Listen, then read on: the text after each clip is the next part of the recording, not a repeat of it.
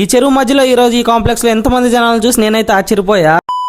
Hi friends, welcome back to my channel Shankar. So ఏంట్రా ఈరోజు video ఇంట్లో తీస్తున్నాం అనుకుంటున్నారా? పొద్దు నుంచి వర్షం భయంకరంగా దాడి చేయడం వల్ల ఎటు వెళ్ళాక ఇంట్లోనే ఉండిపోయా మార్నింగ్ మొత్తం. ఈ వీడియో లాస్ట్ వరకు చూడండి. మన శ్రీకాకుళంలో ఉన్న ఒక వండర్ చూపించబోతున్నా. వండర్ అంటే కామెడీగా తీసుకోకూడదు, మనం సీరియస్ గా తీసుకోవాల్సిన విషయమే అది. అలా మార్నింగ్ మొత్తం వర్షం దొలబాదీసి మధ్యాహ్నం వింతరావు గ్యాప్ ఇచ్చింది అనమాట. ఆ గ్యాప్ లో మనం బయటకు వచ్చేసాం, తిరిగేద్దామని. ఈ గ్యాప్ లో బేకరీ దగ్గరికి వెళ్ళి ఐటమ్స్ అన్ని చెక్ చేసి ఒక బాదం మిల్క్ అయితే వేసేసాం. వర్షంలో వేడివేడిగా ఎవడైనా తింటాడు, కానీ ఇలా కూలింగ్ తినేవాడికి ఒక రేంజ్ ఉంటుంది. వీడియో లాస్ట్ లో శ్రీకాకుళంలో ఉన్న వండర్ చూపిస్తున్నాను కదా, ఆ వండర్ వచ్చేసింది మన ఆర్టీసీ కాంప్లెక్స్ అనమాట. మన శ్రీకాకుళం కాంప్లెక్స్ కున్న ఒక స్పెషాలిటీ ఏంటంటే మన కాంప్లెక్స్ వర్షం పడినప్పుడు ఆటోమేటిక్ గా కాంప్లెక్స్ చెరువులా మారిపోతుంది అనమాట.